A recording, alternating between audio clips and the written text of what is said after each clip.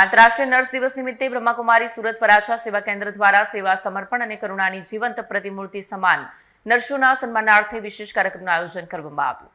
આંતરરાષ્ટ્રીય નર્સ દિવસ નિમિત્તે બ્રહ્માકુમારી સુરત વરાછા સેવા કેન્દ્ર દ્વારા સેવા સમર્પણ અને કરુણાની જીવંત પ્રતિમૂર્તિ સમાન નર્સોના સન્માનાર્થે કાર્યક્રમ યોજાયો. નર્સ ભાઈ બહેનોનું સ્વાગત સન્માનની માળા અને પુષ્પો સાથે કરવામાં આવ્યું. કાર્યક્રમની શરૂઆત બ્રહ્માકુમારી કૃપાલીબેને ઓમકાર મહામંત્રને પરમાત્માના સ્મૃતિ ગીત સાથે કરી. ઉપસ્થિત મહેમાનો બ્રહ્માકુમારી તૃપ્તિબેન, ડૉક્ટર પ્રફુલભાઈ સિરોયા, ડૉક્ટર વિનોદભાઈ ભરાતા, કિરણભાઈ ડોમડિયા, ભગિની માયાબેન માવાણી અને ડૉક્ટર પૂર્વા માલવીય સિરોયા દીપ પ્રાગટ્ય કરી ઉદ્ઘાટન કર્યું. બ્રહ્માકુમારી તૃપ્તિબેને સંબોધનમાં જણાવ્યું કે નર્સો માનવતાની જીવંત મૂર્તિ છે અને તણાવ ઘટાડવા રાજયોગનો અભ્યાસ કરવો જોઈએ. ડૉક્ટર પ્રફુલભાઈ સિરોયાએ કોરોના કાળમાં નર્સોની નિષ્ઠાની પ્રશંસા કરી. કાર્યક્રમમાં નર્સોની વિજયનું તિલક, સન્માન ચિહ્ન અને બ્લેસિંગ કાર્ડ અર્પણ કરવામાં આવ્યા. મંચ સંચાલન બ્રહ્માકુમારી અનીસાબેને કર્યું. અંતે સર્વે પવિત્ર બ્રહ્મા ભોજન સ્વીકાર્યું. આ કાર્યક્રમ બ્રહ્માકુમારી તૃપ્તિબેનના નેતૃત્વમાં સંપન્ન થયો.